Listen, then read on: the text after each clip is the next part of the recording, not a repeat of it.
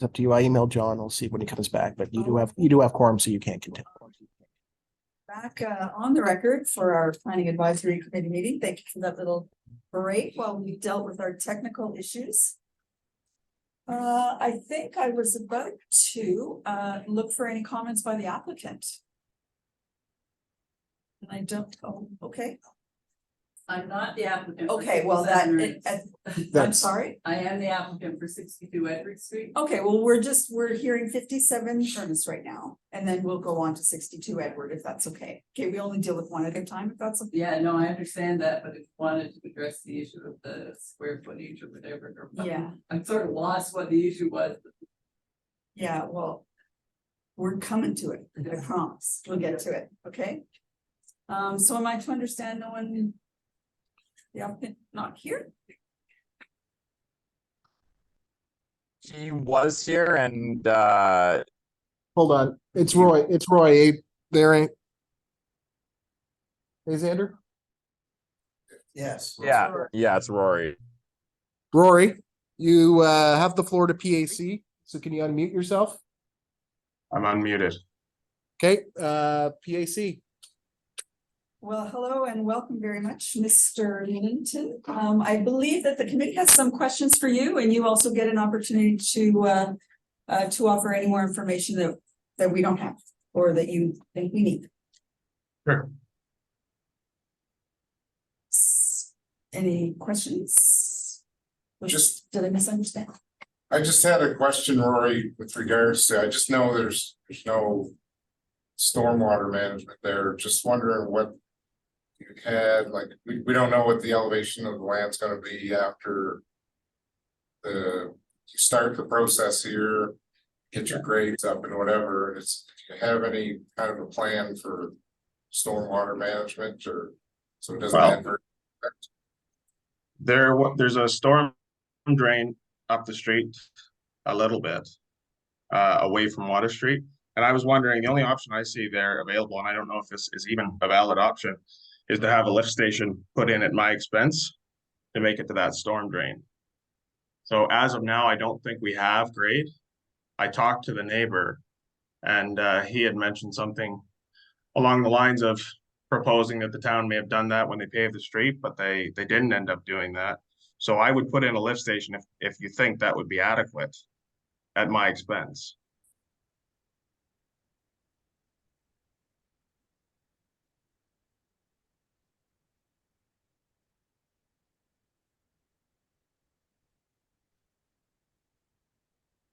Mr. Simmons? Rory, this is Kevin.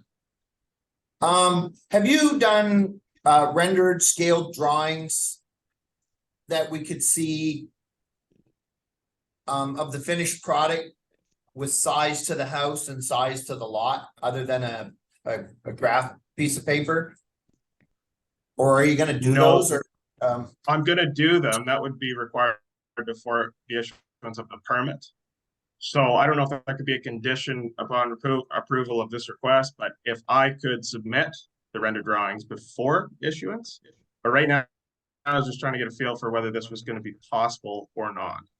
I don't have any right now to answer your question. and if we ask for such a document, do you have a timeline that you could have such done?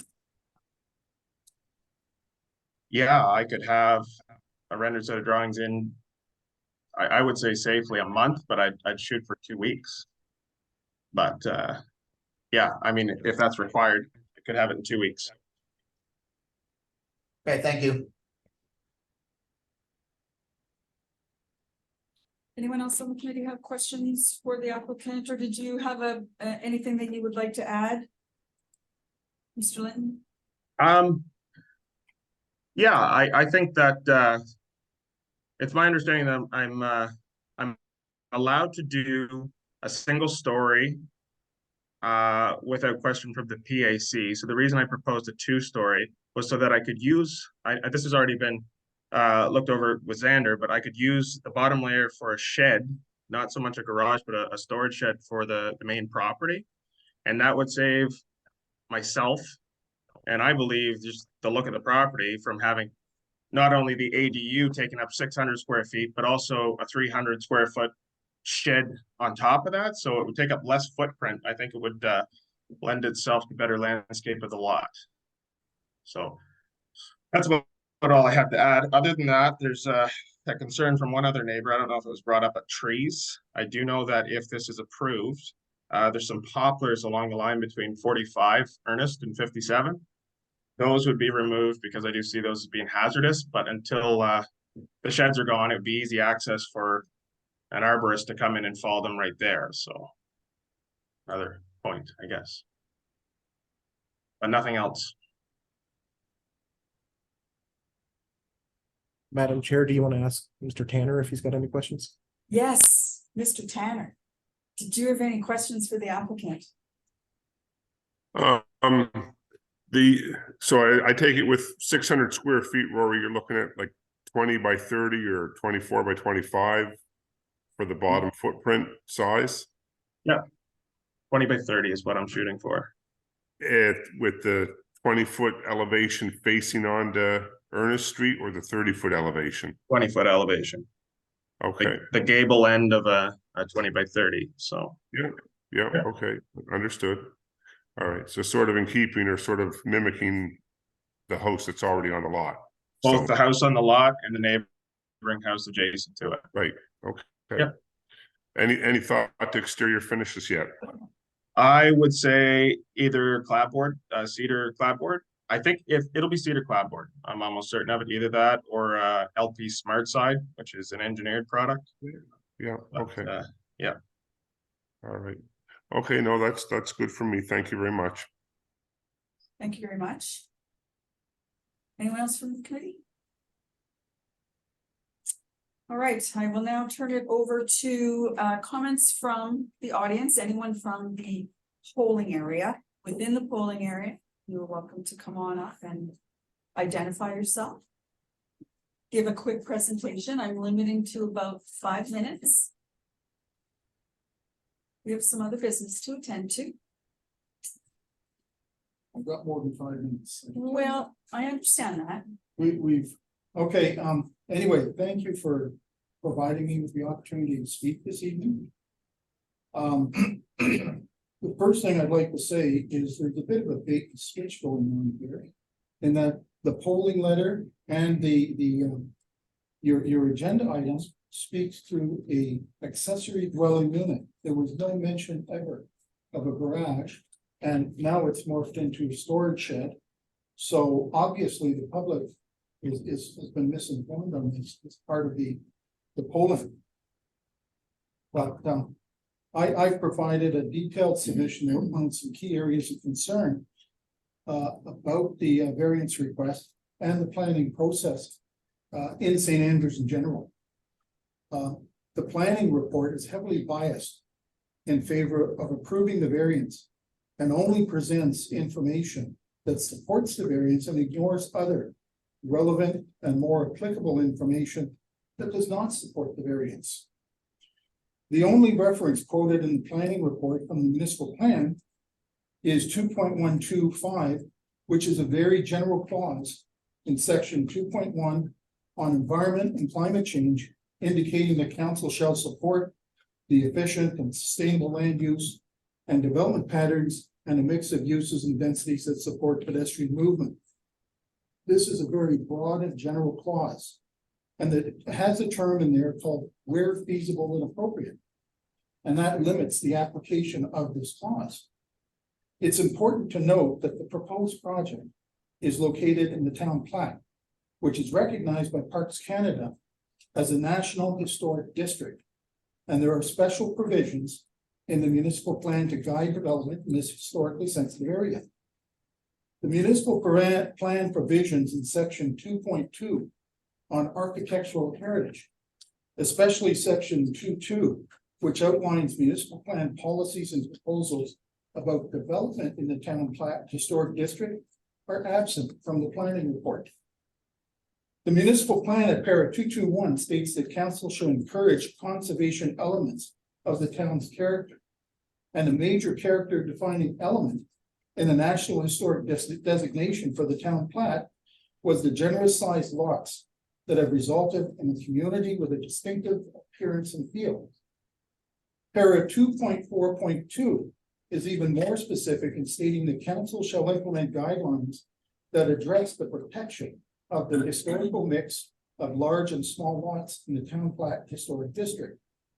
Instead, the planning report speaks of gentle densification, and the town clerk, in response to one comment, stated that the town encourages the densification of properties, which appears to be contrary to the policy set out in the municipal plan for the town plat.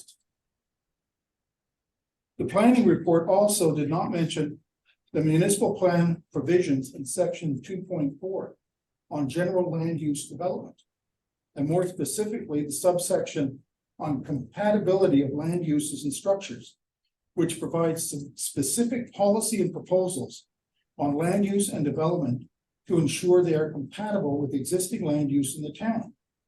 The planning report makes no mention of the policy statement in 2.4.2, para 4, which states that council shall recognize the special character of St. Andrews as being worthy of retention and enhancement. Council shall implement policy guidelines that address adequate buffering and screening of adjacent uses. The continuity of streetscapes with respect to use, scale, and design of buildings and other structures, and spillover effects that negatively impact on the reasonable enjoyment of adjacent properties of surrounding areas.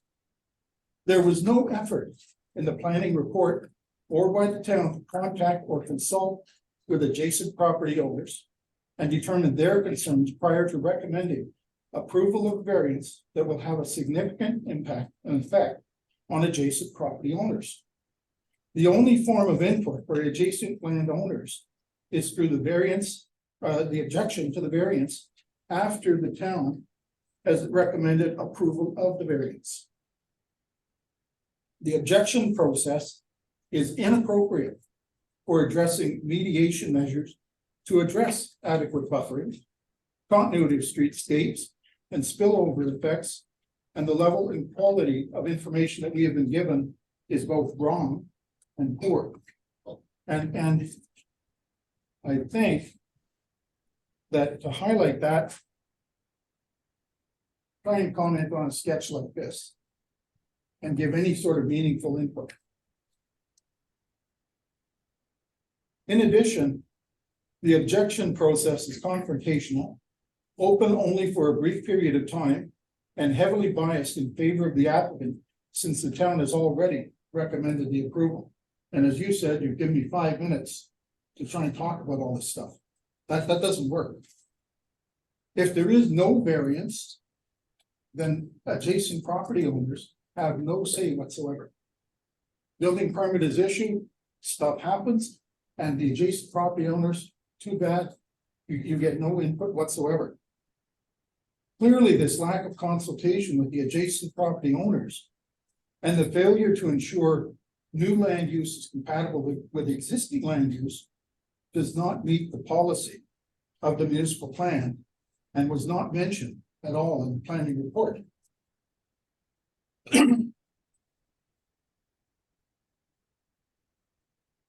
There were some discrepancies in the misinterpretations, if you would, in the zoning bylaw, where the using of the term accessory structure and accessory dwelling unit was used interchangeably. Stating that a short-term rental can be located in an accessory dwelling unit is incorrect. The plan states you can have either a short-term dwelling unit you can either have an accessory dwelling unit or a short-term rental. You can have one of those. So obviously there's a difference between an accessory dwelling unit and a short-term rental. The planner also stated that multiple short-term rentals could be placed in an accessory dwelling unit when the bylaw stipulates that only one. There was no examination of secondary uses by the applicant. And the bylaw clearly stipulates there can only be one secondary use. So you can have a home-based business, you can have an accessory dwelling unit, you can have a short-term rental, but only one. And not highlighting, and the planning report again, did not highlight that the property in question has a history of drainage issues, which can pose problems for the adjacent property owners if the proposed building proceeds. Madam Chair, it's been over 5 minutes. Thank you. The amount and quality of information provided to the public is insufficient to make any informed comments. And the sketch provided is very primitive, and there is no real information to discern what the structure will be and what is the intended use. It is therefore difficult for adjacent property owners to assess the impacts, make comments without all the facts. And the most important thing, there was no reason provided for requesting a variance. We don't know why a variance was requested. So it's difficult to see how the hand-drawn sketch that we see and a small one-paragraph blurb that's not even accurate can meet any reasonable standard for a variance application. In this case, we have a new bill where the applicant is seeking a variance simply because they do not want to build in accordance with the zoning bylaw. If the town through its planner is not willing to enforce the zoning bylaw, who will? The municipal plan and the zoning bylaw are the agreed upon tools that guide development. They are the development rules of the road for our community. Consequently, it seems unfair to have the town planner acting as an advocate for the applicant in recommending and fighting for a variance that violates these rules to the detriment of the adjacent property owners without even talking to those most affected by the change. This advocacy role by the planner leads to planning reports that tend to be biased with a preponderance of information that supports the variance while omitting other relevant information against the variance. It also leads to misinterpretation of the zoning bylaw in favorance of a variance that reinforces the perception of bias. But most importantly, it leads to deep resentment by adjacent property owners who have played by the rules and are now seeing others being given special treatment, and leads to a sense that the municipal plan and the zoning bylaws are not important. Now, I'm just finishing off here, so Thank you. I would respectfully request or suggest that there be a major change in the planning process in St. Andrews. And the PAC has the authority to be the instrument to drive this change. More specifically, PAC can insist that the planning department set minimum criteria or standards for information to make a variance application, such as scaled site plans showing the building and parking areas and a drawing of the building showing the dimensions. Pretty basic stuff. As part of the building and variance process, PAC can insist that the planners consult the adjacent property owners in identifying concerns to minimize spillover, maintain streetscapes, and provide adequate buffering. The comments from the adjacent property owners should be incorporated in the planner's report to PAC for consideration on variances. The PAC should insist that the planner, as the town representative, should adopt a neutral posture and present PAC with all relevant factual information with a default position that adherence to the existing zoning bylaw and municipal plan is the norm, and deviation from the plan must be justified and done on an exceptional basis. The planner can educate the applicant on the requirements of the zoning bylaw, but the onus should always be on the applicant to indicate to PAC why a variance is needed and provide an explanation of why they cannot conform to the existing bylaw. Bring about this change, PAC can simply reject any variance applications that do not meet the above criteria and make planning recommendations to council with regards to the need to consult with adjacent landowners when approving building permits. So the ball is in your court. And thank you for the extra time. Thank you for keeping it relatively short anyway. I know you were feeling a little robbed, so I hope that was good. Anyone else from within the polling area of 57 Ernest Street wanted to come on up and identify yourself? You can stay where you are if you prefer, just need to know who you are. Somebody's glasses are here, where's yours been? Probably couldn't see them. I actually see over the top, I wasn't sure if I'd be able to. I'm Gillian Peterson-Yornis and I live at 54 Ernest Street, which is directly across the proposed building. And I've got several concerns. First, there was such minimal information provided by the town. The plan simply showed a rectangle and didn't indicate whether the building would be 1 or 2 stories. It didn't show where the parking would go or indicate what the building would be used for. And it didn't say how close it would be to the neighbour's property. And, you know, tonight I just discovered that you've already provisionally approved the plan. And that it can be a long-term or short-term rental. And the main entrance must face Ernest Street. Now, originally, when I got the letter from you, I assumed it would be on Queen Street because there seems to be a lot more, you know, free ground there around 57 Ernest. So I didn't understand how you could approve it without, you know, talking to the neighbours. Because if the plan is accurate, it looks as though the proposed building will replace a shed that's currently on the property. And it's located about 5 feet from the neighbouring property. I mean, that's extremely distressing for a property owner. And then, you know, there's been a water problem on 57 Ernest. It hasn't really impacted me yet, but the neighbours at 45 had to build a French drain to deal with it. And I believe the problem still exists because last year when they were working on Ernest Street, I discovered they put a drain in from 57 across the road, under the road, into my ditch.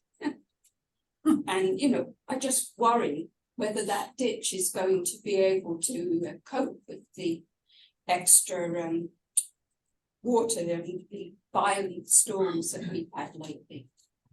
And finally, I'd like to know whether the proposed commercial structure will meet all the heritage standards of St Andrews. And are these being strictly imposed? I mean, I've heard people complain about, you know, some of the buildings that have gone up in recent years.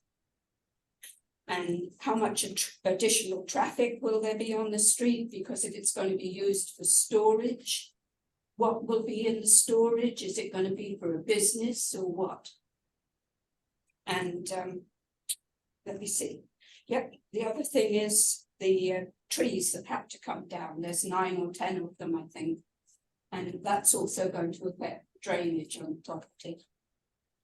So the other thing is just, will it radically change the character and appearance of the street?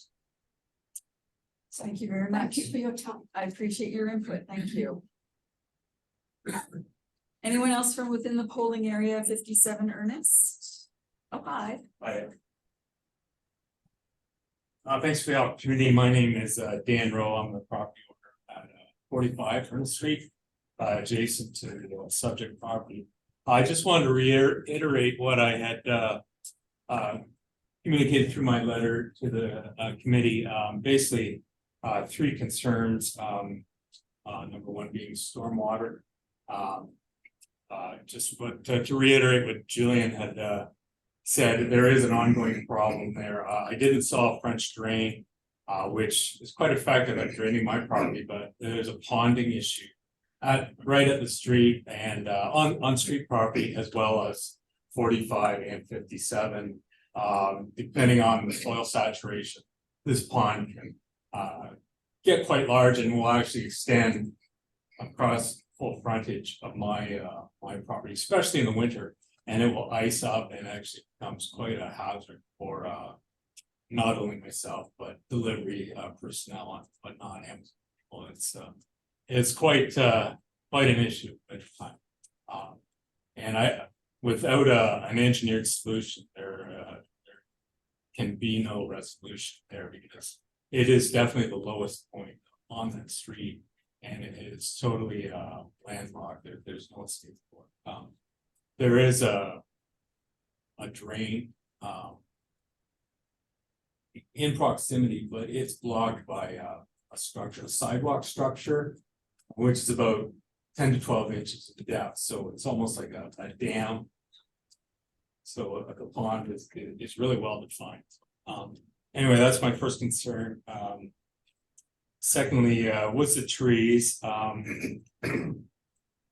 they are a bit of a hazard for myself. So I understand that they would need to be removed for safety for not only myself, but for the new property that's being proposed.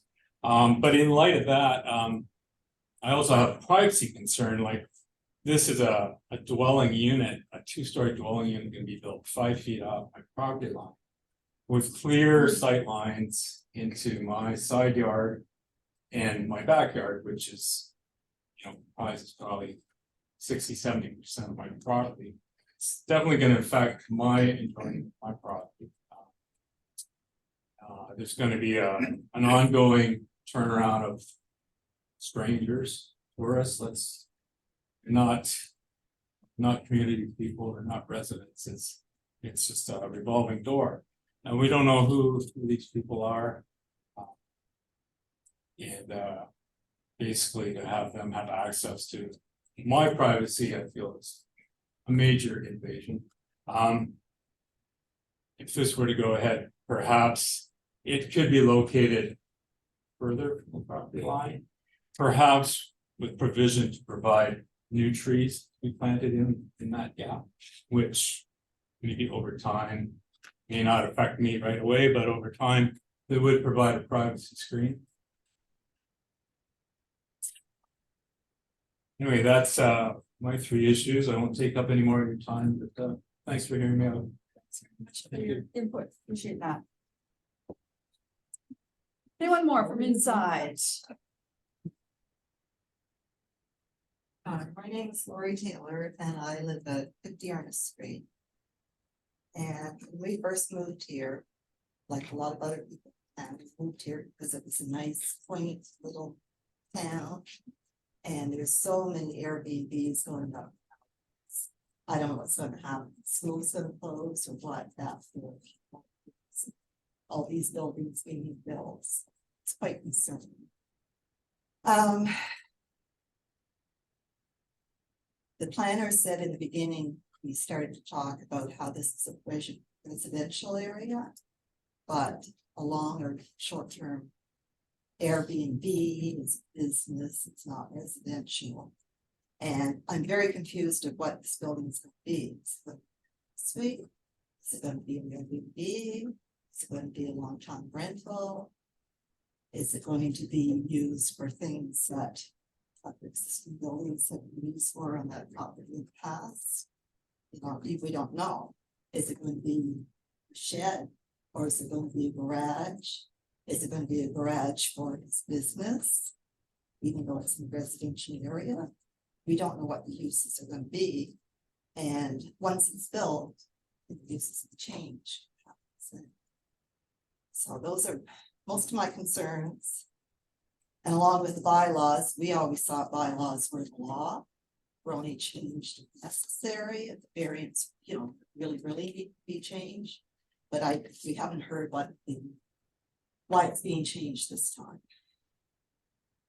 And I don't know for sure, but how many driveways can my property have? Because their driveway now exists on Queen Street. Is one property allowed to have 2 different driveways on 2 different streets? I don't know. I think that's about all. Thank you. Thanks very much. Appreciate that. Anyone else? Anyone from outside the polling area 57 that wanted to contribute to the discussion? No? I'm gonna give the applicant, Mr. Linton, an opportunity, just if you wanted to just quickly address some of the concerns. If you do. Sure.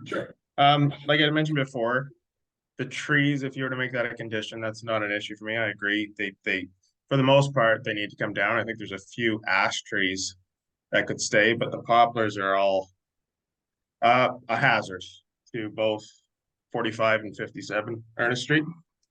There was question raised about the necessity for a variance. And I guess, yeah, it's for me, again, it's to be used as a shed, not for storage, but more maintenance equipment for the property itself. So I would be able to build a single story within the current bylaws and then add a 300 square foot shed, which wouldn't address the drainage issues. But I'm saying that instead of doing that, I could build a 2-story. It would lend itself better to the streetscape, in my opinion. And I'm volunteering to address the drainage issues at my expense. So I think that those are some of the issues. Another one is too, I would like to clean up the property. I'm aware that that property has been in somewhat of a, we'll say, a dilapidated state for years on end. I do intend on purchasing the property this week or next. It's not going to be overnight that it's cleaned up, but I think it would be a good start to get rid of those 2 sheds and have a nicer looking building that fits with the heritage aspect of the town in its place. Well, all of those, I hope that addresses some of the issues, but other than that, I have nothing. So thanks. Thank you.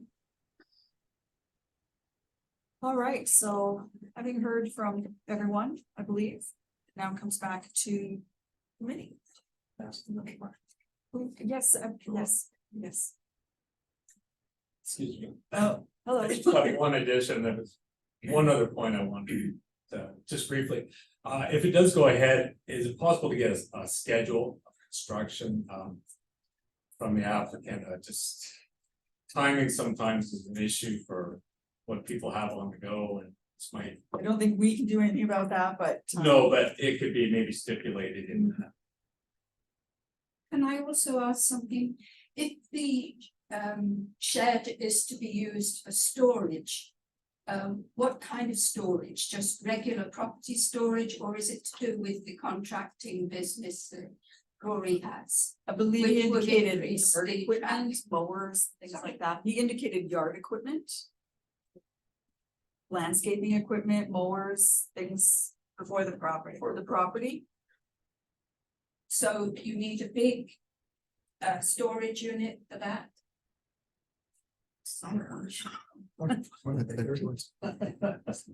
Yeah, it's not really, yeah. No, I mean, it's just a concern when somebody has a contracting business that, you know, if it's going to be used for storage of contracting. So there'll be a lot of, Am I unmuted? yeah. Yes, you are. Okay, yeah, so the storage for the contract business is, I mean, I can tell you this, you'll have to take my word for it, but I do have 7,000 square feet in St. Stephen for my contracting business, so it will have nothing to do with Brotallen Enterprises.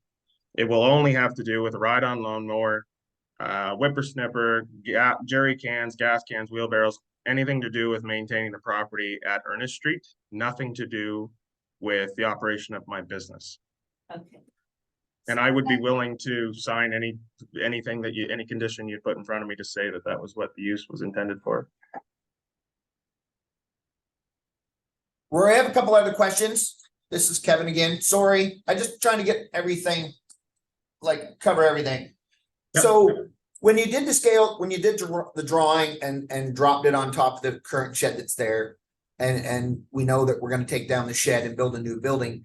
Did you ever think about doing a larger setback away from your adjacent property owners and from the street to possibly save both sets of trees just to create that tree buffer?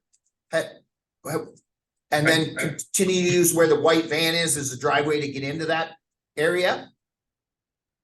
Yeah, so the driveway to get in would be where the white van was, but the trees Yes, regardless of whether they're used as a buffer or not, they need to go because they're poplar. It's a single row of poplar, and like Danny had said, you disturb those roots, and they're gonna. It's not if, but when they're gonna fall over.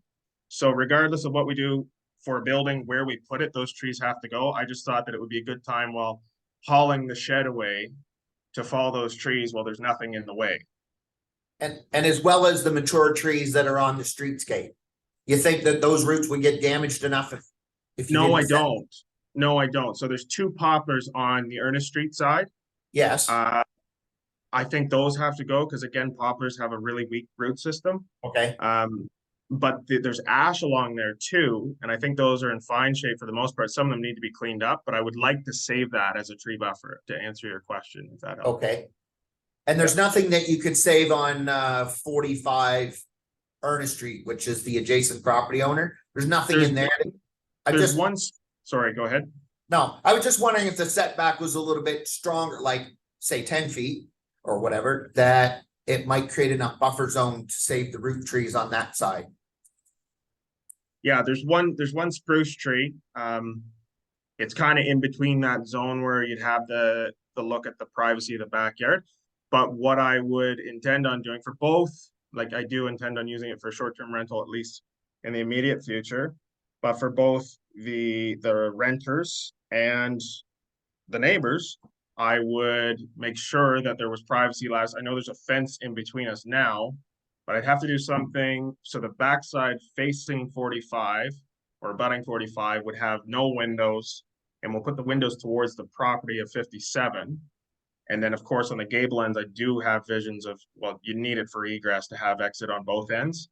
So I'd have a privacy fence into his backyard, into Danny 45 Ernest backyard.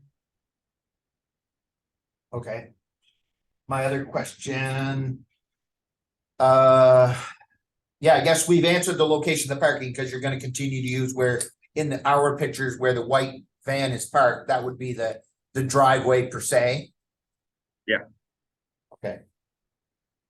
Yep, and it would kind of, again, my opinion, but lend itself to the streetscape because 45 Ernest Street has a very nice driveway out front, and side by side could be a nice driveway for the accessory dwelling unit or whatever we're calling it, but I call it an accessory dwelling unit.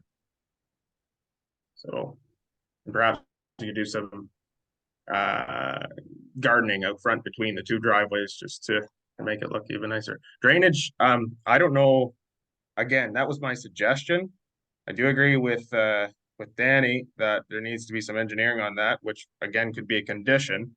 I'm certainly not going to go and hire an engineer before I know if I can do this or not, but I would want to too, because it's in my best interest to address the drainage issues like it is any of the adjacent or the abutting property. So I need to dig a little deeper on that. But before I do that, I think it's reasonable for me to find out whether I can do it or not, whether this is a go or whether it's not. So.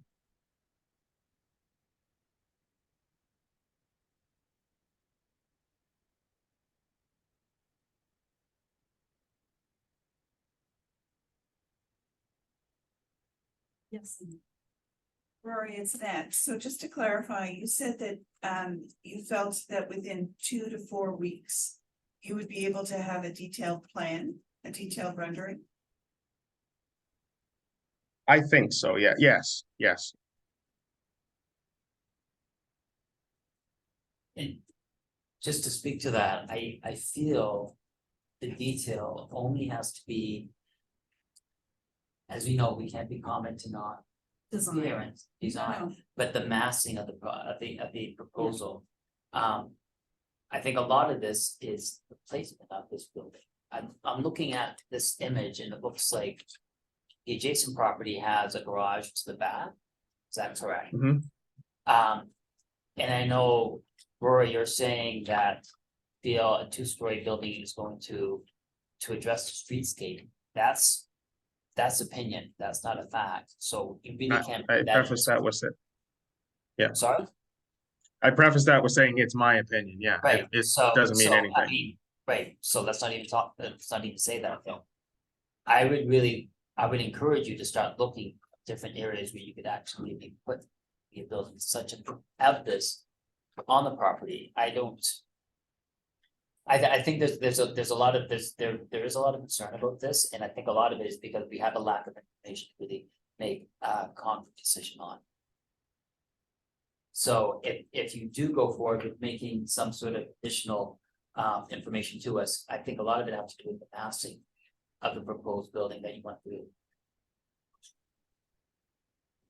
Well, massing and scale, well, scale, but And it has, in this, in the area in which, it has to take in the fact, the adjacent property right, and their property, because it's the existing property on this subject property, and then also the adjacent property. right. So we start to see. So- So it can't just be in isolation, because once again, it has to fit in with the community and the context. So it needs to be brought out a little bit more. So scale of all three buildings. 45, 57 in the middle. Yeah. Still look like accessory. Yeah. Did you have a And question? Oh, Right. sorry, go ahead. I was just saying to clarify, when you say brought out, you mean brought out from the property line between 45 and 57? Yeah, so you start, because it makes no sense to do it in isolation, you need to show the neighboring property. As well, you need to show the scale of their building and the scale of what they're proposing. And that way we can Sure. start evaluating it, where it's placed, how close is, and I think for you, when you start doing this as well, maybe. It's also an idea that gives you, say, wow, you know what, this may be a little bit too large, or a little bit too close, or a little bit too, whatever. Yeah, and is it appropriately identified in terms of access to the street? So could it be set back a little bit further? Yeah. I have a question. Is Sandra still on? Sanders still. Yes. Still go with Sandra, Still here. do we, so in terms of what an accessory building is going to be used for, do we have to understand whether it will be long-term or short-term? Do we have to understand? They have to be mutually exclusive, like they can't happen at the same time. They do have to be separate uses, like you couldn't, in some ways it's hard to imagine how they could happen at the same time, but you could maybe imagine, you know, they're renting out one room for a short-term rental while they're having a long-term rental. That could not happen.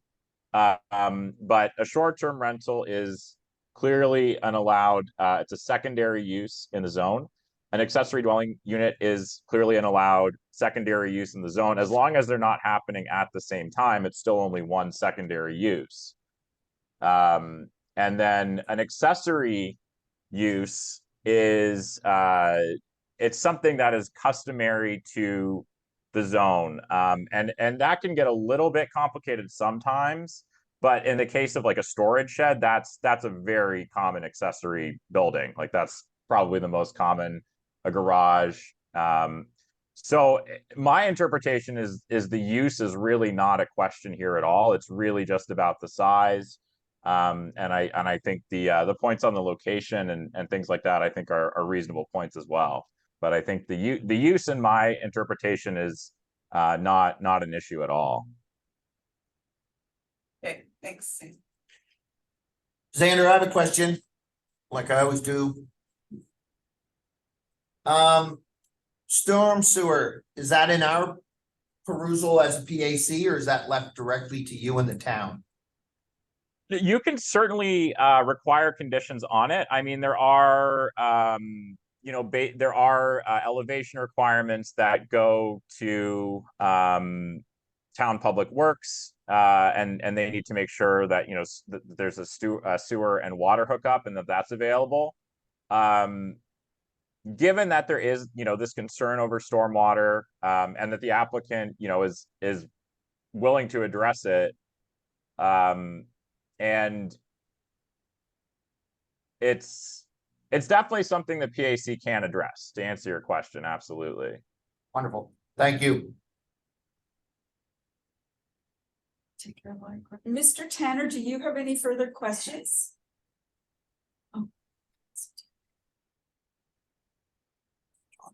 Just looking for clarification on the stormwater question. I take it that's a pre-existing condition? Are you asking me? Rory? I'm asking Rory, whoever can answer the question, you or your neighbor on 45. Oh, yes, it is a pre-existing condition. Okay. Yeah. For how many years has that been going on? Or for how long? For 20 years. Okay. Or better, since, you know. And is the feeling that an additional building would exacerbate that problem? Well, I think that it may, which is why I suggested that I, at my expense, would provide some sense of engineered drainage solution. Because like I said, there's a storm drain towards Queen Street that we just won't quite meet grade with as it stands. Actually, we're off by a fair margin, almost a foot. But if I had some lift station to just have a French drain put in and have it put to a lift station pumped over there, I'd be willing to take that on. Where it is a pre-existing condition, I'd be willing to try to mitigate. I wouldn't say completely solve the issue, but mitigate the drainage issue. Yeah, no. I mean, it's just looking for some clarification around that. And if you know, to me, from where I'm sitting, that sounds maybe like it's not so much your issue, but it's a works if it's been going like that for 20 years. To me, it seems like something that should have been maybe remediated beforehand. But anyway, that's just listening to the comments. That's all I was wondering about. Thank you for the clarification. Thank you. All right. Members. It's back to us for a motion.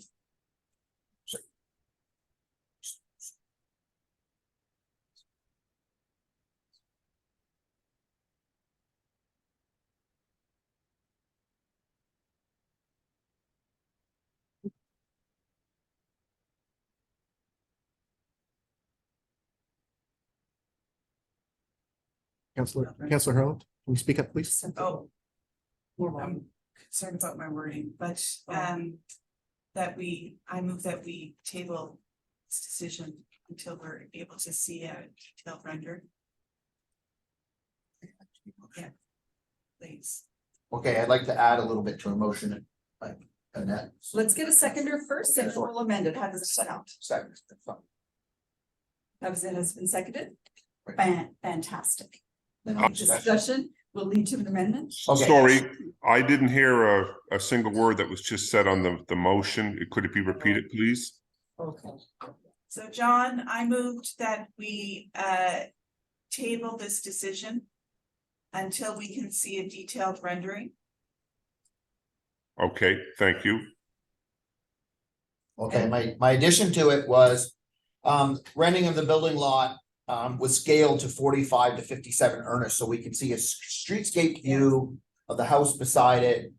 And all the way up to 57 Ernest with the new property and, you know, trees down and whatever's gonna be done. I'd also like to see an eagle eye, like the eagle view of it, like top wise down, just to see placement and to see over all size. And storm sewer elevation, I'd like that kind of addressed if we could, if he could come up with some ideas. And have a little bit more solid plan on that for us so that we know that issue is dealt with. And then maybe some consideration on setting back a little bit from the property line next door from 45, maybe not a 5 foot setback, but maybe a 10-foot setback. I mean, I just want some consideration looked at. I'm not saying it's a plus, but If you have anything else to say, Dwight, go ahead. Right. All Will this- you agree to? Sure. And then, yes, okay, so the information that we're looking for. The motion is to. I need seconder first before I go on. No, you already had a seconder, Yes, so, To the amended one? well, because you went back to. I guess I better clarify Yeah. first. You're right, thank you. Okay, so we are looking for more information. Correct. In order to evaluate this application, we're looking for detailed renderings that include adjacent properties to show proper streetscape and an aerial view. And then perhaps some solid or more solid plan regarding stormwater drainage. Those would be the information items we'd be looking for. Did I get that right? Madam Chair, you're missing one, and that was a consideration of moving from 5 feet to 10 feet. Setback. That's a setback. I see, to review the setback, yes. Just to add to that, on the site plan and the elevations to show dimensions. Yeah. So we know what we're actually, For sure. so both dimensions for setbacks and dimensions for building sizes or Yes. height. Detailed drawing, Yeah. yeah. All right, so that is the amended motion. Do we have a seconder for that amended motion? No, Annette made the motion. Oh, I You see. made the amendment. So Madam Chair, Annette made the motion. Kevin Kevin seconded it, then amended it. So technically speaking, you still need a new mover and a seconder for it. Oh, okay, I thought I. did. No. So we need a new mover.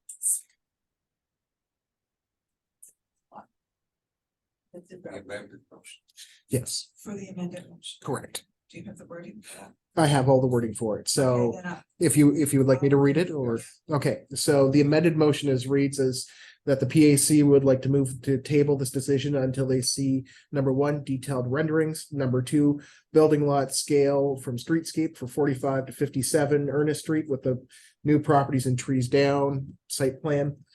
Three, an eagle view of the property top down placement, so view from the top, stormwater elevations to address a more solid plan. Consideration from more setback from the property line, more than 5 feet for consideration, and on the site plan, show all elevations, dimensions, and setbacks of the buildings. And that's on. Thank you very much. Have we a seconder for the amended motion? Kevin, thank you very much. Great. All right, any further discussion? Hold on. Want to ask Mr. Tanner? Mr. Tanner? No, I'm good, thank you. All right, so you're gonna have to give your vote orally loudly for us today, just so that I don't forget you. So we have a motion and a seconder, and all those in favor of tabling the motion based on further information required, please signify by saying aye. Aye. Any opposed? None? All right, that motion has been tabled, or rather this application has been tabled. Thank you very much. There's one more of these.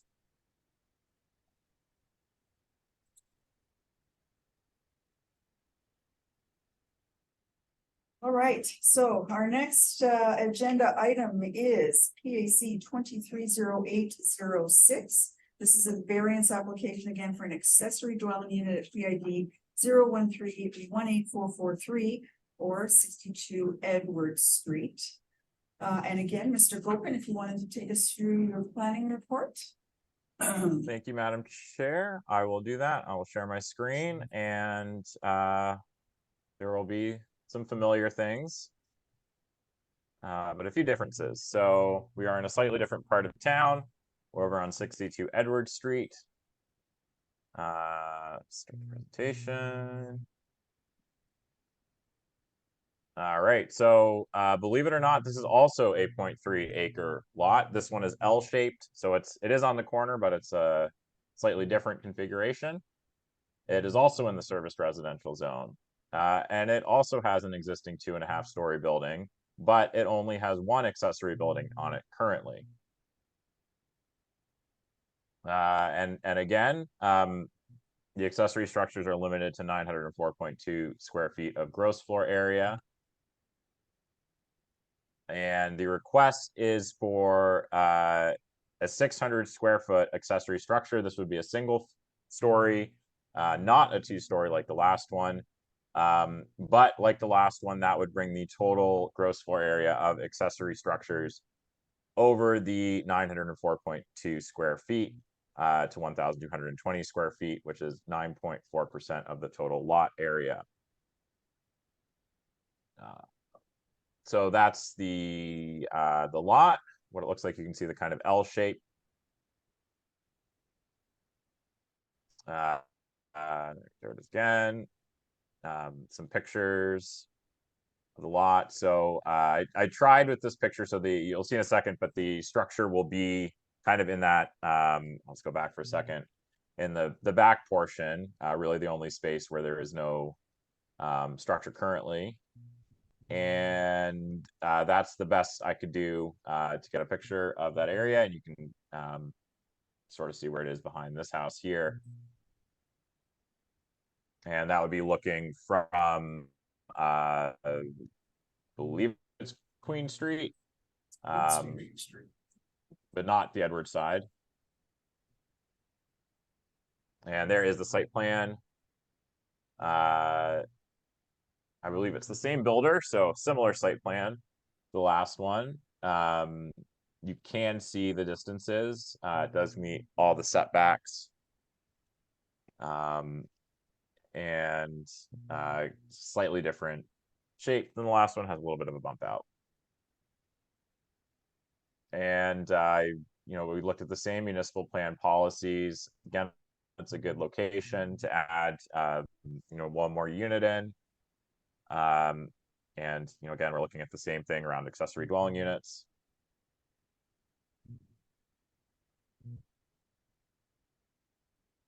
I won't go through the points again. We did a 100-meter mail out, and I don't believe that there were any responses from the polling area. There were some general things that were included in some of the 57 Ernest comments, but I don't believe there's anything specifically for this property. And with the other one, there was concern, myself, I had concern over streetscape, just going through some of the additional requirements. Because of the location of this one, because it's very far set back from the street, I had less concern over the streetscape. And so there really aren't any conditions regarding that. The conditions are more around the public works approval, and just again making sure that this meets all the other aspects of the zoning bylaw, but it would largely be invisible from the street. So again, same section of the Community Planning Act, and it is worth remembering that the Community Planning Act is another regulation that guides development in the town of St. Andrews, guides development in the entire province, and it sits above the municipal plan. So if it says variances are allowed, then it is certainly something that PAC has a legal authority to do. So again, because we're not looking at a streetscape, at least in my opinion, there's less conditions for this one. Just really dealing with the public works stuff and making sure that other bylaws are followed. So same set of options for PAC: motion to approve and accept staff recommendation, motion to approve with modified or additional conditions, motion to table with more information. Like last time, that was a good example of tabling and asking very specifically for what you would want to see, or you can motion to reject the variance. So I tried to get through that one a little quickly because a lot of the information was the same, but I am happy to answer any questions. Thank you very much, Mr. Gopin. Yes, Councillor Parliament, over to you. So Xander, in terms of the mail out that happens, I think the property next to the Edward Street property is an Airbnb. So that would have gone to the owners of the property, right? Yes, it would go to, I mean, Mr. Knopper, I think, sent the mail outs, but they go to whatever the registered address is on the property, so it would go to the property owner. Because my concern is where the proposed accessory dwelling would be is kind of behind the garage. It looks like from the drawings. And I just didn't know how much it encroached. I couldn't get a sense of how much it encroached on the additional property or the other property. I don't believe it would encroach at all.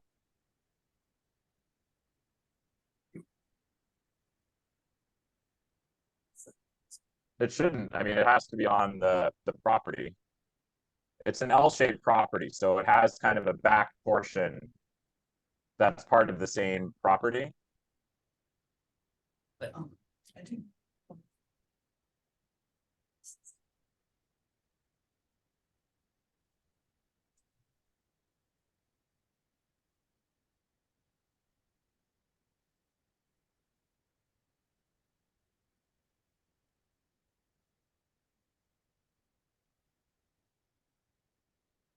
Does anyone else have any questions for Xander while we are just waiting for Annette? Anything?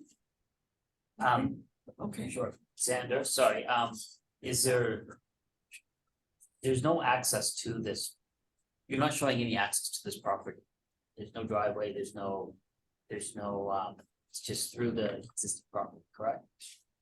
I believe you can ask the applicant, but I believe it would share the driveway with the so there wouldn't be direct access to it, but there would be parking on the property, which would be all that's required. So the That's driving within would 500 be- feet of the use. And was there any discussion ever of putting this additional dwelling unit on top of the existing garage that's already there? No, there was no discussion of that. Okay. Obviously, it's something that the builder has considered for other properties. Because even as you say, it doesn't affect the streetscape where it's placed, but it does affect the backyards of the neighboring properties. Which is a little bit of a concern. You're infringing into, you're not building onto the property, sure, but you're gonna have a large structure in the back of the existing two neighbors. Right. That's what it's. Right. Right. But So with that said, there are overlook conditions that needs to be, that should be looked at as well. and there was nothing identified in terms of buffering. 5 feet. Was there? No. No buffering. Because that's my concern. I was pretty, yeah. They might not encroach. Required service residential. So. Oh, I see.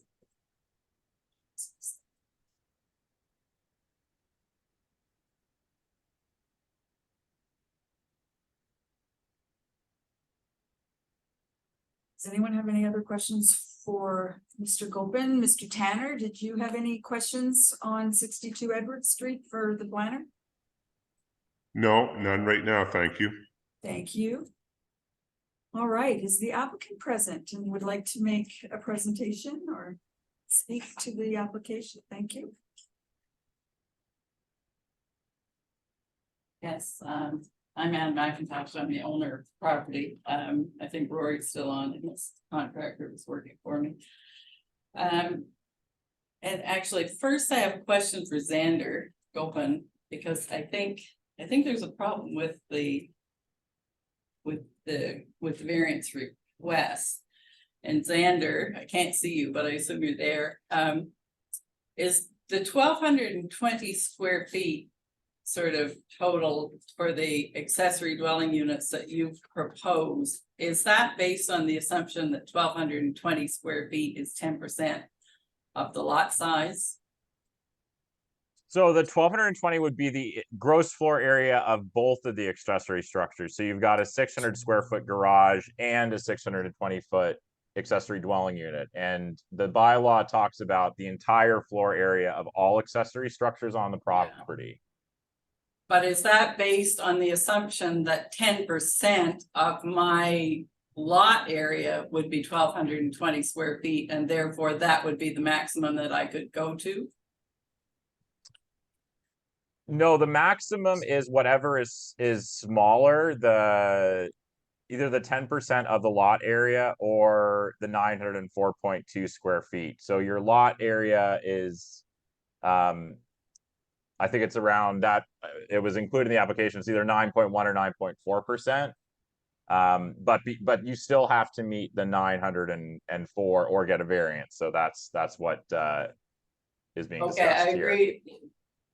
I agree and I disagree, but I don't have a problem with asking for a variance for over the 940, whatever it is. But the 10% is actually 1,290 square feet or 1,291. So what I would really like is a variance to allow me to go to 648 square feet, which is the standard allowance for an accessory dwelling unit. Because I am proposing what is in effect a granny suite. It's my aging in place solution. And I'm proposing to have other family members live in the main house, you know, once the accessory dwelling unit is built for me. And that's why I don't want a second floor on the garage. You know, I do want a ground floor unit that would be available for me. But my understanding is that, you know, the normal garden suite allowance is 648 square feet. 648 plus the 600 that's already existing on my garage would bring me to 1,248, which is still under less than 10% of the lot area. Because the lot area is, it's square meters, it's 1,200. In square feet, it's 1,291, 12,916.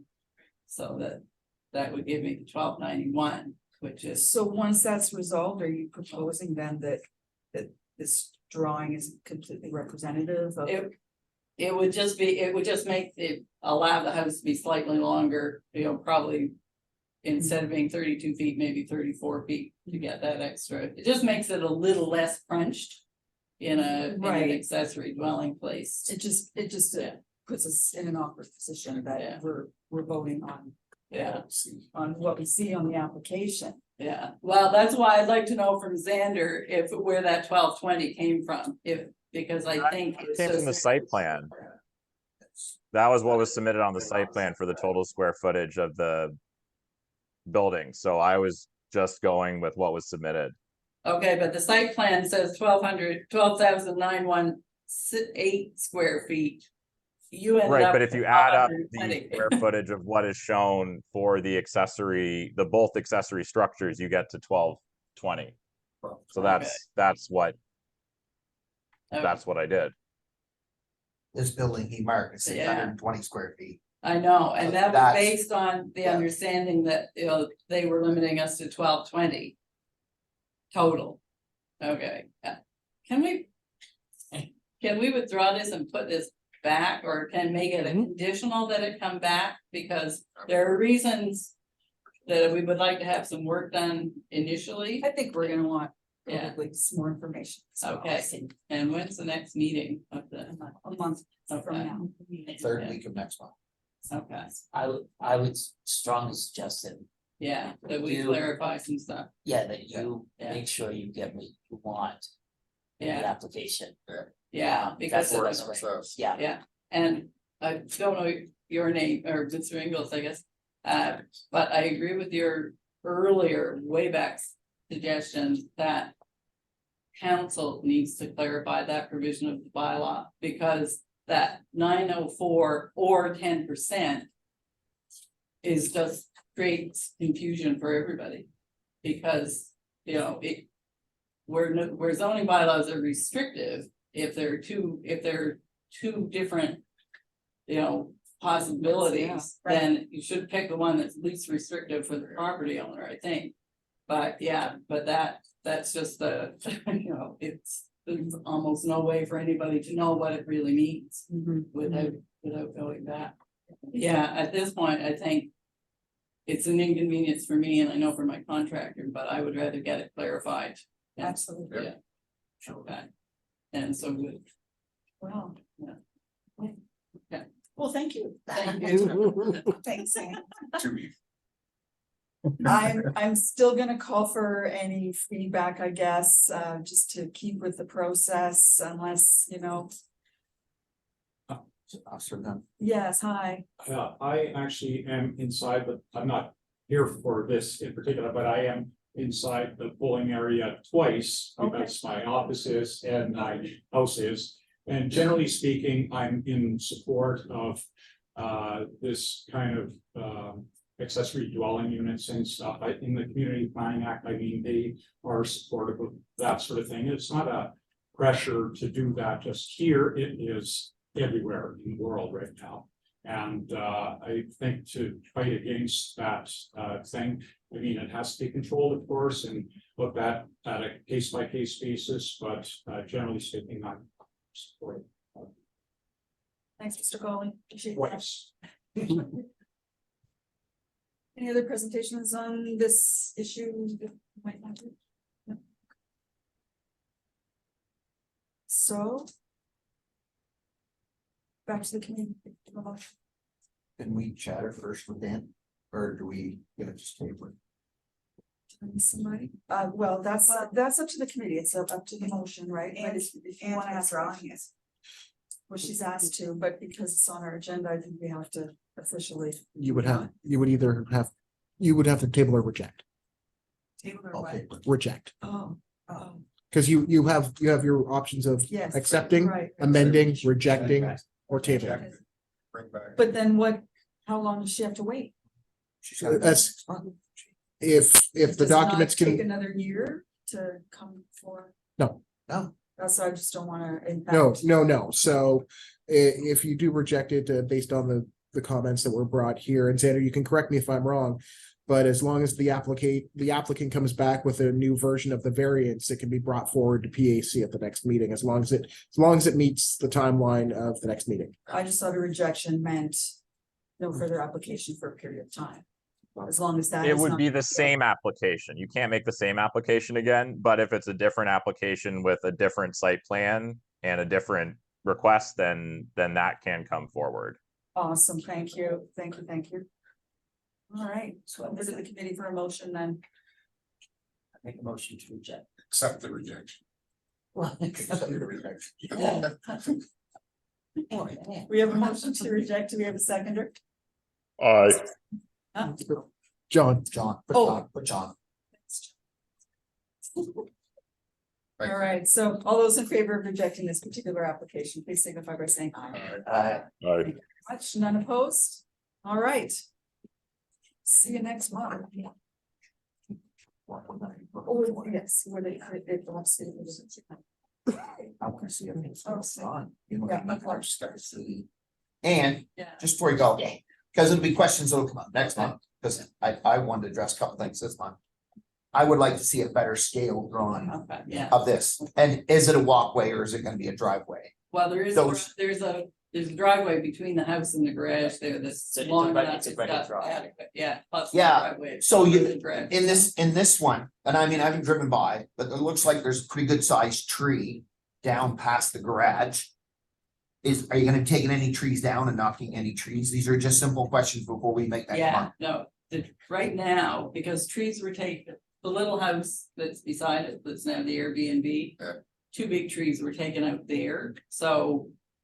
And they haven't done any landscaping yet, so the access for the new build would be on from the Queen Street side. Yes, yeah. but is that But no, between the no. garage and the house? No, Oh, it's on the other side of the yeah, or on garage. the Edward Street side rather, sorry, yeah. Oh, it's The coming in garage comes in from Queen Street, Oh, you're coming in from the others. Oh, you're coming in from here. yeah. It's only for the construction, I mean, once that's finished. Yes. yeah, And the then you'll access just, they'll have the use of the driveway off Queen Street. And then they'll just park there and walk in or drive all the way in? I won't be able to drive all the way in. Yeah, so you'll be able to park and then they'll Park walk there. in and walk, Yeah. or you will walk in and walk away. Yeah. So, my other thing, the same as storm sewer, was there any water problems in that area? Stormwater. Is there any storm sewer issues? It's just something you might want to address. Yeah. You've seen there what will we did be, with the you know, last application, yeah, so, I'll have to do some- yeah. Yeah, Rory. So- Rory better deal with that issue. But just on the issue of the neighbors too, one of the lots behind it is already fenced, a solid board fence, or 6 feet. Yeah, that's Jerry. Yeah. You mean yes. down, oh, no, that's No, the second house down. On Yes. Street houses for sale. Yeah, There's nothing This behind one. me on the Water Street side.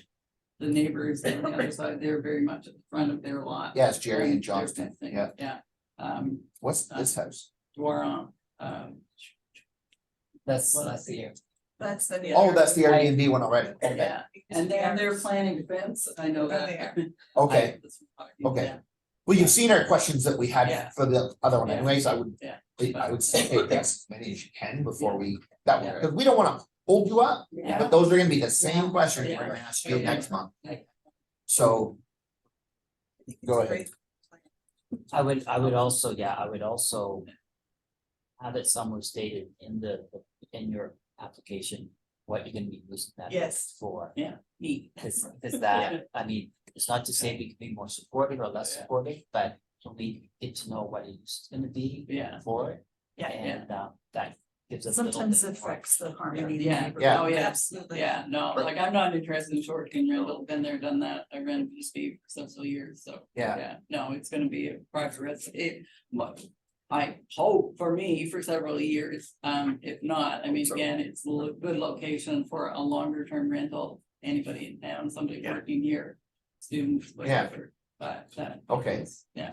They have that information in the next application. Well, you've been very open and honest and ready to roll with the punches and we really appreciate that. Thank you. But that provision in bylaw really needs to be fixed, so I would recommend that to council as something. I think it's We one or have the some other though. talking to It's do. set. It's 904 square feet or 10%. Yeah. So Yeah, so that would be. Yeah, up to And the actually, property owner. sorry if I Yes. can just here, Xander can jump clarify. in. Yeah, I don't know what section it is, but there is a section in the zoning bylaw. I agree, it's not great and could be a lot clearer.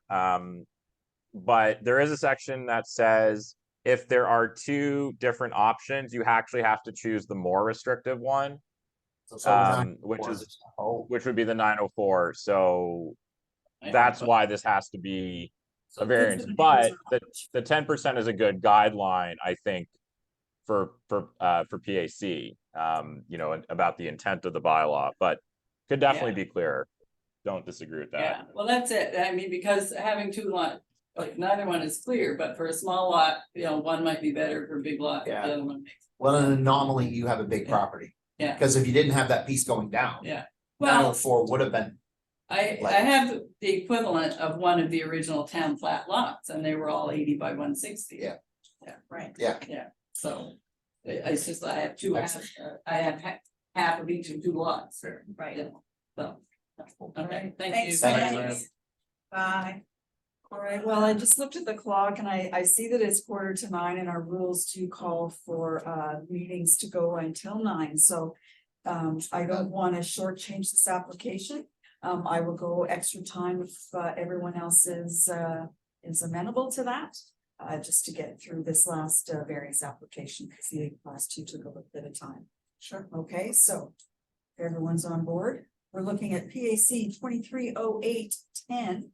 This is another variance application for a lot creation at PID 01320977 or the address of 133 Carleton Street.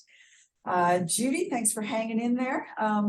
If you wanted to take us through your planning report, that would be great. And PAC members, I'm going to share my screen.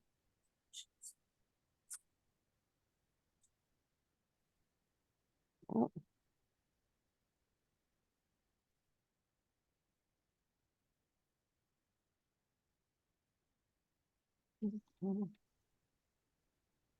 Okay, could you hear me all right? Yep, we're good, Judy. Okay, good. So this is a David and Deborah Wright variance application. And the summary of the application is the applicant is requesting 4 variants in the area and depth of 2 lots. This is a subdivision plan here. You see it is bordered on Edward Street and Carleton Street. There's a single family dwelling on this lot here, 2023-2, and this would be the creation of the new lot. The zoning is service residential in the town plat. The parent property has a single unit dwelling with accessory structures within an area of 1,266 meters square. The property is subject to the secondary municipal plan, and the secondary municipal plan does have guidelines on development for setbacks, maximum lot coverage, building height, and massing. There was a site plan that was submitted with the proposed structure, setbacks, and percentage of lot coverage. And the lot standards for the SR zone, the lot area 744.2 meters square, a lot frontage of 24.4 meters, and a lot depth of 30.5 meters. The proposed lots have the minimum width, but require variances in area and in depth. Notification of this PAC meeting was sent to properties within 100 meters. This is a site plan the applicant proposed. It is showing that this lot at 80 by 80 could contain a home of 2,032 square feet and meeting the coverage of 3175, with the setbacks placed here, 20 feet from Edward Street, 12 from the sideline, 10 from the rear, and 12 from the proposed lot line with the home on Carleton Street. So PAC is being asked to consider 4 variants. Lot 1 requires a variance of 135.2 meters square in area and a variance of 5.569 meters in depth.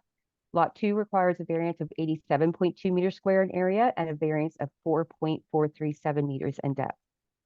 Historically, the lot requirements in the SR zone in the town plat were 24.4 meters frontage, 24.4 meter depth, and an area of 595 meters square.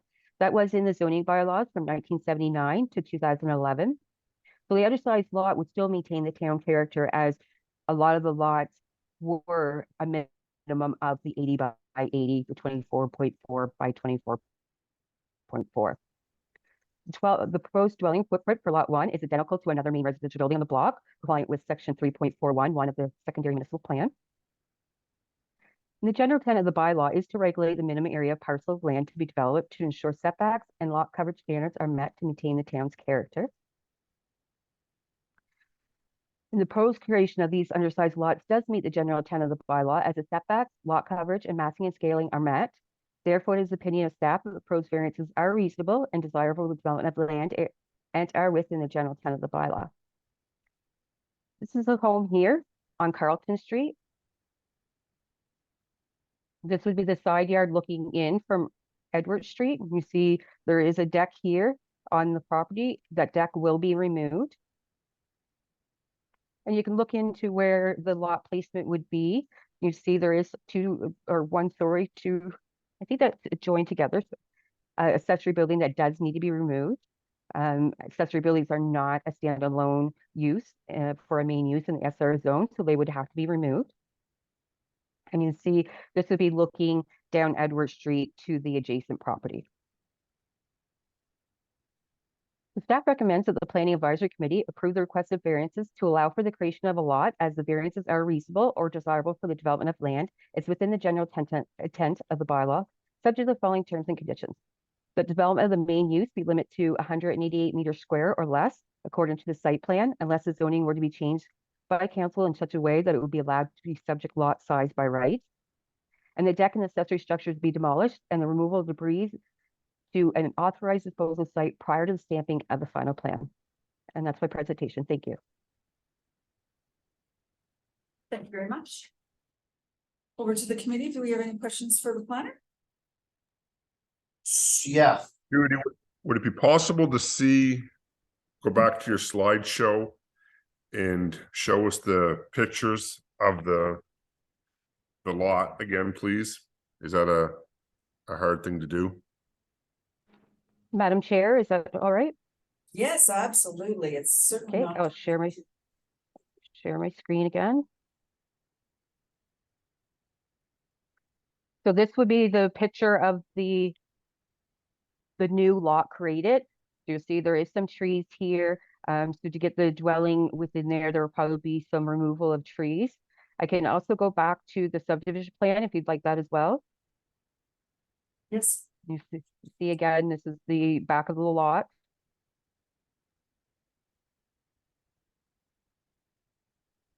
Did that help you, John? Yeah, So this is the subdivision plan here. okay, and there was one final picture, if I could see that one more time, please. At the back. The site plan? Yeah, no, the picture at the very last picture you had in your presentation. Okay, so that was the first one, fronting Yes. on Carleton. Yes. And this one here, looking at the next property down. Yes, okay, all right. Mhm. All right, thank you very much, appreciate that. You're welcome. Questions for the plan? Judy, I got a couple questions like I always do. How far, with the current deck taken off of the main house that's there, how far from the main house to the lot line of the new? Do we have that number? 12 feet. Yes, so right now, the house would be 5.2 meters from the proposed lot line, but the deck does encroach within the setback of 3.05 meters. So the deck definitely has to be removed, or it would further need variances. When I talked to the applicant, that is the owner's what they'd like to do with the property anyway, is to remove that deck. So it's not a hindrance on them to have to remove that. They were already going to remove it. So it would bring the house at 5.2 meters from the proposed lot line.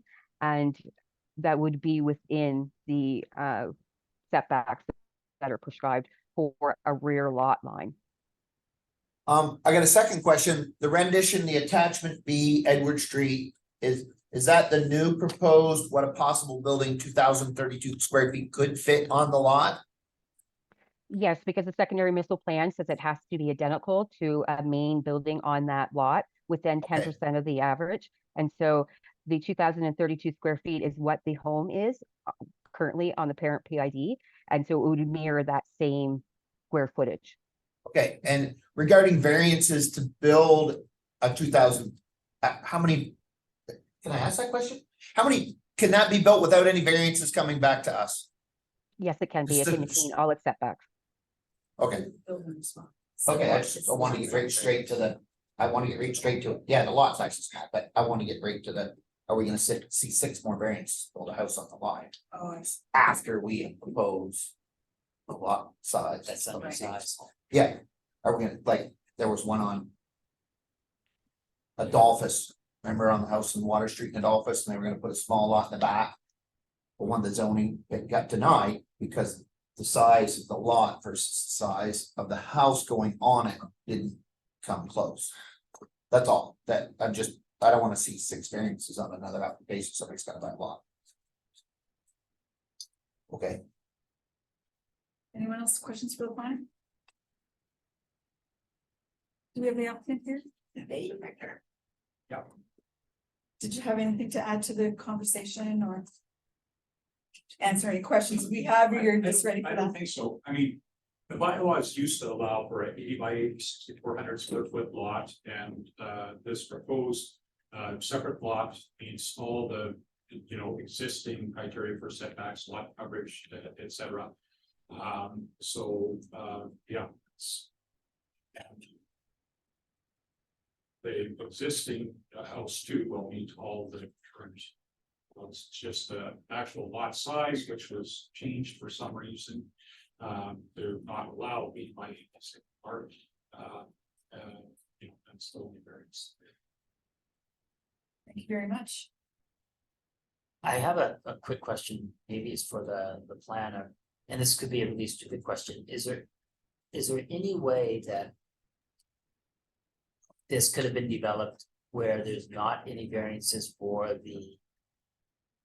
that all the variances are just on one of the lots and not on both of the lots?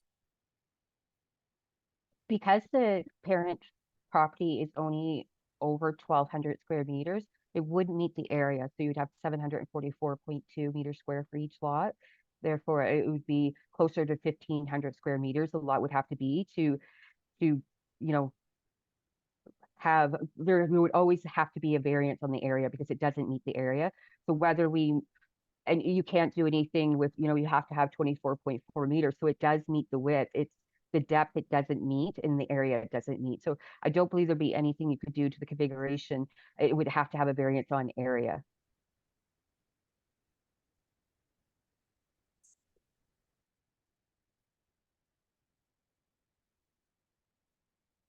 Anything else for the planners from the committee, or no more comments from Yeah. the applicants? We need to move to next. We can move to the next.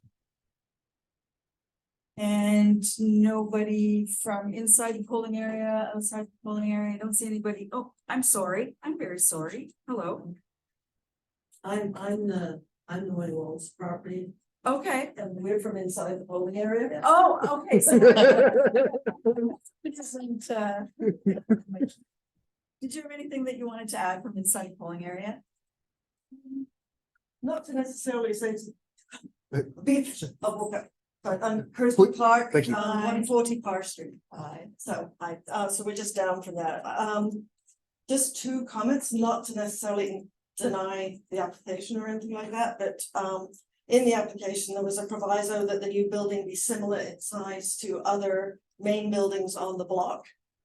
There are two lots on the block that are of similar size to what's being proposed here, 8 by 80 ones. The rest of the lots on the block are 80 by 160, and there are some significantly large houses on those. So the staff recommendation was for a building of similar size to a main use building on the lot. And that was the 188 meters squared, which is 2,032 square feet. My suggestion would be to check into that and see if that 188 meters squared be similar in size to the other two buildings that are on lots of similar size.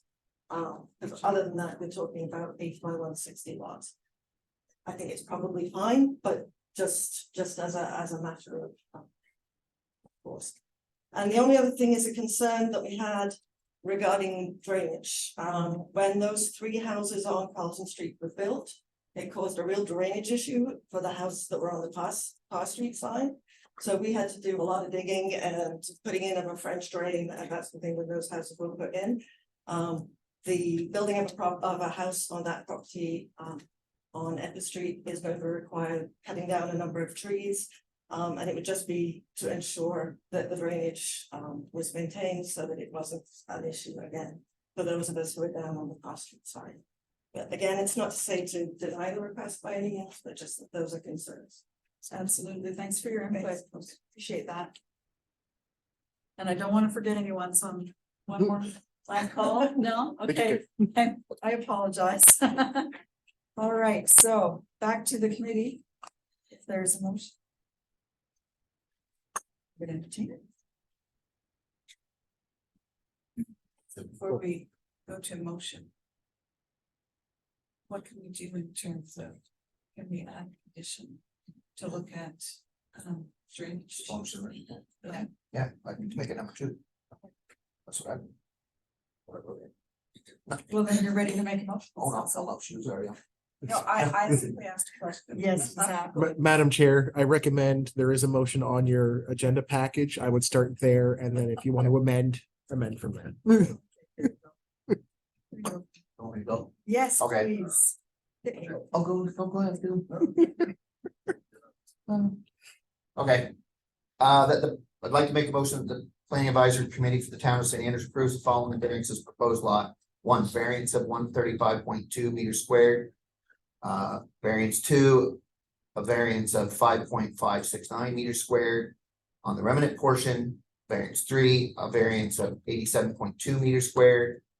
Variance 4, a variance of 4.437 meters squared to allow for the creation of a lot of pit number 013209777 at 133 Carleton Street, owned by David and Deborah Wright and Mark Gauley, with the following terms and conditions: that the development of the main use be limited to 188 square meters or less, according to the site plan. Okay, I'll keep reading. Unless the zoning were to be changed by council in such a way that would allow the subject lot size be Wright. Number two, that consideration of a storm sewer be addressed. So Madam Chair, you start with the motion, then you have to amend it to add that. Oh, and then add the second one Correct. after. I Okay. thought it was just a right. That it is, but you still, it's there, but you have to still amend. Okay, So I can't add the second. so we have a motion with the one condition. Do we have a seconder for that? Second. Thank you, Mr. Cross. Madam Chair, Discussion? Oh, Judy. Sorry. there was Judy. actually two conditions. I had sent an email out to the PAC members, so there is two conditions, because after I had taken site pictures, I realized the accessory structures would have to be removed. So I did Oh, I send see. an email, and so there is actually two conditions. So it would be the one condition of the 188, plus there's the second condition that they remove the deck, remove the accessory buildings prior to the final plan being stamped. Thank I you. just didn't thank want you. that one to be missed. No, Thank I you. appreciate that. We're used to looking at the, yes, anyway. So we have now we have two amendments to make. So on your next, when you make the amendment, you can make those both at the same time. Yes, exactly. Let's wait for Mr. Smith. Or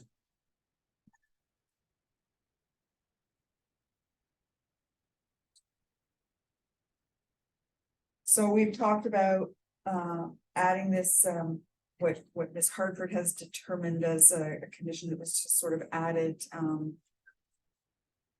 last about the deck, and my understanding you wanted to address some stormwater management. yes. Okay. And is there any way to add a fourth one when considering the size of the new build, like that was stressed by the clerks? The consideration may be looked at the other two 80 by 80 lots for building sizes. I don't know what we can do there, but I'd like to kind of, that a new developer would look at the size of the buildings on the other lot to stay within. And she could be correct, it could be 1,200. 2,000, yeah. Of keeping the 80 by 80 by level, 80 by lots. the other. 80 Yeah, yeah. I mean, it's nothing to do, it'll be the new property developers, but. I mean, it's a consideration, I think, at least.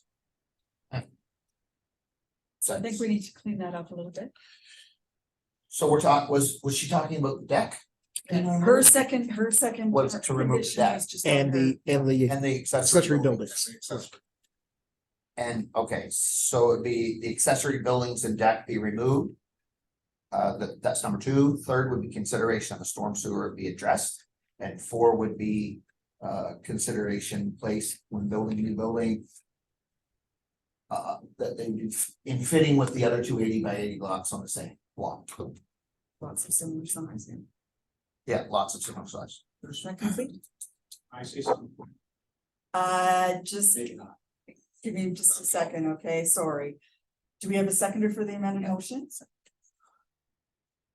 Okay, So there's an 80 by 80 that's on that block. There's one that's right across the street, but that's not on the block for the development standards and stuff, but it would be, similar to the one that's, kind of right across the street size wise.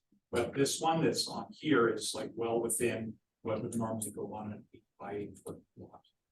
Yeah, and those other ones I think are probably very close. Yeah, we're just asking for consideration. Yeah, Based on our, we're Yeah. not stipulating, no, it Yeah. just the new developers consider that. so it's seconded motion. Any further discussion?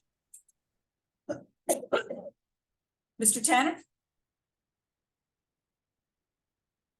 No, nothing to add. Everything's good? Okay, Yes, All thank right, you so- very much. okay, no, sounds great. I don't wanna leave you out. All right, so all those in favor of approving the variances with 4 terms and conditions, signify by saying aye. Aye.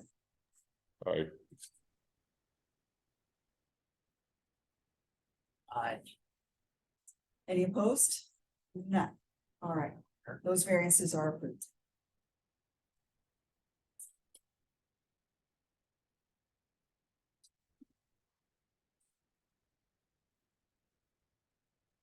So we have no terms and conditions applications, we have no sign applications, we have no new business. Any PAC member comments tonight?